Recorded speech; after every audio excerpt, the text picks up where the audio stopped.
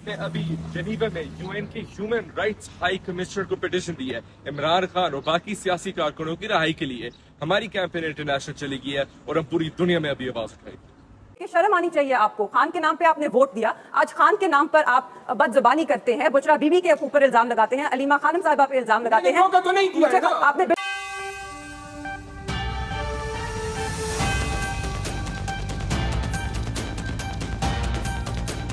अस्सलाम वालेकुम नाज़रीन, मैं हूं लंदन से अमजद चौधरी। नाज़रीन, ईरान और इजराइल के दरमियान जो जंग हो रही है वो बहुत ही ख़तरनाक सूरत हाल अख्तियार करने जा रही है और आज की रात भी बहुत भारी लग रही है, क्योंकि इस वक्त तक जो चीज़ें रिपोर्ट हो रही हैं और जो डोनाल्ड ट्रंप जिस तरह ट्वीट पर ट्वीट कर रहे हैं और जिस तरह की वो ट्वीट्स कर रहे हैं और जिस तरह की लैंग्वेज इस्तेमाल कर रहे हैं, उससे ये साबित होता जा रहा है कि डोनाल्ड ट्रंप जो है वो इस जंग में अमेरिका यानी कि कूदने जा रहा है। और जिस तरह डोनाल्ड ट्रंप की 5-6 ट्वीट्स अब तक आ चुकी हैं जब से वो G7 का इजलास छोड़ के वापस आए हैं, और जिस तरह वो धमका रहे हैं, बल्कि उन्होंने जो एक ट्वीट में कहा कि वो किसी किस्म की कोई नेगोशिएशन नहीं चाहते, वो चाहते हैं कि ईरान सरेंडर करे, यानी ईरान जो है वो अपनी हार मान रहे। और आप भी जानते हैं कि ईरान ने पिछले 30 साल में हार नहीं मारी, सैंक्शन बर्दाश्त की, सारा कुछ किया, और अब जब उसके ऊपर हमला किया है इजराइल ने और ईरान उसका जवाब दे रहा है, और इजराइल जो है वो चूहों की तरह भाग कर कभी डोनाल्ड ट्रंप के पास और कहीं और जाता है और कहता है कि मुझे बचाया जाए।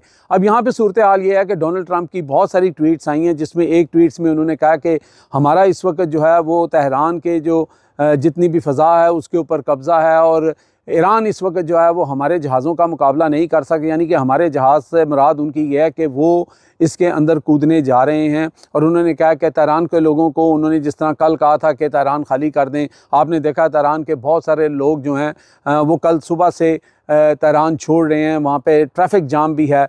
और डोनाल्ड ट्रंप के ट्वीट पे ट्वीट आ रहे हैं और डोनाल्ड ट्रंप कह रहा है कि जो असला हमारे पास है, जो इस वक्त इक्विपमेंट हमारे पास हैं, ईरान हमारा मुकाबला नहीं कर सकता। हमने ईरान को टाइम रहते हुए कहा था कि वो जो है ट्रीटी साइन कर ले। भाई, ईरान तो ट्रीटी साइन करने के लिए आपसे नेगोशिएट कर रहा था, फिर आप इजराइल से क्यों नहीं पूछते कि उसने ये हमला क्यों किया, जबकि CIA की रिपोर्ट हम आपको साथ दिखा रहे हैं कि CIA ने ये रिपोर्ट दी थी CNN के ऊपर जो छपी है कि ईरान जो है वो अगले 3 साल तक एटमी बॉम्ब नहीं बना सकता, वो अभी बहुत दूर है। तो किस तरह फिर जो नेतन्याहू और उनकी जो फाशिस्ट गवर्नमेंट है उसने किस तरह ईरान के ऊपर रातों रात जो है वो हमला कर दिया। तो ये सारी मिली भगत लग रही है, क्योंकि डोनाल्ड ट्रंप जो ये क्रेडिट लेना चाहते थे कि मैं जंगें रुकवाने वाला हूँ और मैं जंगें नहीं चाहता और मैं चाहता हूँ कि कारोबार हो, लेकिन ये उनका, वो कहते हैं ना, 2 फेस जो होता है शख्स, ये उनका दूसरा चेहरा है। असल चेहरा जो है वो यही है कि डोनाल्ड ट्रंप जो हैं जिस तरह की गुफ्तगू कर रहे हैं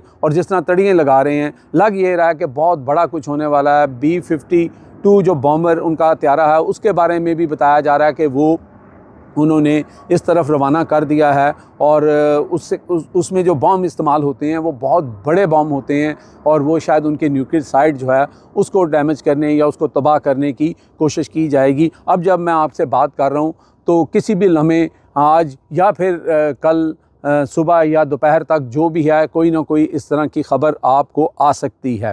दूसरी तरफ डोनाल्ड ट्रंप की इन ट्वीटों को और उनके इरादों को देखकर जो चाइना के सदर हैं उन्होंने भी ट्वीट किया है, और उस ट्वीट के अंदर उन्होंने कहा है कि अमेरिका के बग़ैर भी ये दुनिया चल सकती है, अमेरिका है या नहीं है लेकिन ये दुनिया चलती रहेगी। और उन्होंने कहा इससे पहले भी बहुत सारी ताकतें और क़ुव्वतें, जैसे स्पेनिश का दौर उन्होंने बताया, फिर बरतानवी दौर बताया, तो उन्होंने कहा कि लोग आते रहते हैं, जाते रहते हैं, और एक वक्त में जो ताकतवर होता है फिर वो महकूम हो जाता है। तो अमेरिका को जो है इतना अपने पे गरूर नहीं होना चाहिए। उन्होंने भी इनकी जो ट्वीट्स हैं उनको भांप कर उन्होंने भी ये ट्वीट की है। मुझे वो हबीब जालिब का वो शेर याद आ गया कि तुझसे पहले भी एक शख्स तख्त नशीं था जिसको अपने खुदा होने पे यकीन था। तो ये सूरत हाल जो है वो बहुत ही ख़तरनाक होती जा रही है, अल्लाह खैर करे। लेकिन इस वक्त मुझे डोनाल्ड ट्रंप के इरादे कुछ ठीक नहीं लग रहे हैं, क्योंकि इन्होंने यही सोचा था कि शायद हम डराएंगे, धमकाएंगे,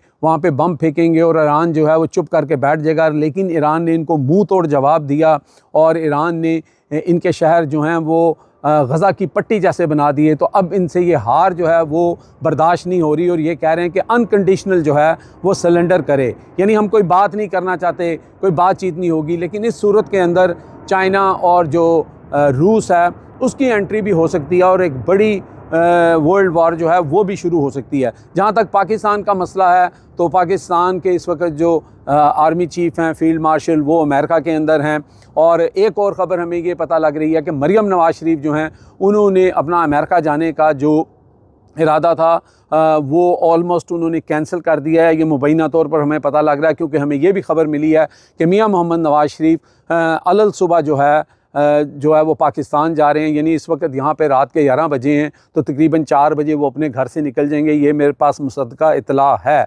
अब वो जाते हैं कि नहीं जाते हैं, अगर मियां नवाज़ शरीफ साहब वापस चले जाते हैं और मरियम भी नहीं जा रही हैं, तो इस वक्त फिर कहा जा सकता है कि हालात जो हैं वो इतने साजगार नहीं हैं, क्योंकि हमारे हमसाये में ये सारा कुछ हो रहा है और बीइंग हमसाया होने के नाते हमारे पे बड़ी ज़िम्मेदारियाँ भी हैं। दूसरा, आपने देखा कि ख्वाजा आसिफ ने असम्बली के अंदर भी बड़ी एक फायरिंग स्पीच की थी और एक ट्वीट उन्होंने किया है। जो शाह ईरान थे, उनके जो पोते हैं या नवासे हैं, रज़ा शाह पहलवी या क्या उनका नाम है, उन्होंने कहा था कि जनाब वहाँ पे ईरान के अंदर लोग जो हैं वो बड़े एक्साइटेड हैं और वो रजीम चेंज चाहते हैं और इस तरह की बात की थी। तो उसके ऊपर ख्वाजा आसिफ साहब ने उनको ट्वीट में जवाब दिया है, लेकिन ख्वाजा आसिफ साहब पता नहीं किस मूड में होते हैं रात के इस पहर में, और वो जवाब जो उन्होंने दिया है उसके अंदर बाकायदा तौर पर उन्होंने गाली लिखी है और उन्होंने उनको कहा कि अगर तुम में इतनी हिम्मत है और तुम समझते हो कि वहाँ पे लोग जो हैं वो बड़े एक्साइटेड हैं कि रजीम चेंज की जाए, तो शो सम बॉल्स। तो इसका अंग्रेज़ी का मतलब अब मैं उर्दू आपको करके नहीं बता सकता। ये वही बात है, वो जो मस्ती खेल क्या नाम था, उन्होंने जो असम्बली में कहा था और बहुत शोर मचा था, यही इसका मतलब है। तो मुझे ये समझ नहीं आती है कि ये हमारे डिफेंस मिनिस्टर हैं या इस तरह के लोग जो हैं वो असम्बलियों में जाके इतनी सतही गुफ्तगू, इतनी छोटे लेवल की गुफ्तगू कैसे कर लेते हैं। इसका फ़ैसला आप ही करें और मैसेज करके आप बता सकते हैं कि इसके ऊपर मज़ीद क्या कहा जा सकता है। दूसरी तरफ लंदन के जो एक्टिविस्ट हैं शियान अली, वो आज जनीवा पहुँचे हुए थे। उन्होंने वहाँ पर इमरान खान की रिहाई को लेकर, इमरान खान के साथ होने वाली ज़्यादतियों को लेकर, ह्यूमन राइट्स का जो वहाँ पर हेड ऑफिस है वहाँ पर एक पटिशन जो है वो डाली है और उसकी वीडियो भी हम आपको साथ दिखा रहे हैं। लेकिन पता ये लगा है कि उन्होंने वहाँ पे रहना था, लेकिन वो फिल फॉर वापस आ गए हैं, क्योंकि उन्होंने कुछ ना कुछ सरप्राइज़ जो है वो नवाज़ शरीफ के लिए भी रखा हुआ है। अब वो क्या सरप्राइज़ हो सकता है वो तो आने वाले वक्त में पता लगेगा। लेकिन इस वक्त ईरान की और जो इज़राइल है उसकी सिचुएशन इतनी ठीक नहीं है, क्योंकि अगर इसमें डोनाल्ड ट्रंप और अमेरिका घुसता है तो फिर ये नुकसानात जो हैं वो बहुत दूर तक जाएंगे और इससे खित्ते के अंदर जो है वो एक बदअमनी और बेचैनी जो है वो बढ़ जाएगी। अब तक के लिए इतना ही। देखते रहें मेरा channel hitlist by Amjad Chaudhary. ये शर्म आनी चाहिए आपको। खान के नाम पे आपने वोट दिया, आज खान के नाम पर आप बदजुबानी करते हैं, बुशरा बीबी के ऊपर इल्जाम लगाते हैं, अलीमा खानम साहिबा पे इल्जाम लगाते हैं। धोखा तो नहीं किया है ना? आपने बिल्कुल धोखा किया है। प्लीज जरा आप तमीज के दायरे में रहिए, क्योंकि आपके पास कोई सबूत नहीं। आपने ये जाली इल्जाम लगाया। आज आप ही फॉरवर्ड ब्लॉक को लीड करने के लिए बेचैन है। ठीक है, आप ही उसकी बातें करते हैं। आप लोग पहले बना चुके हैं। आप जब पब्लिक अकाउंट्स कमेटी के चेयरमैन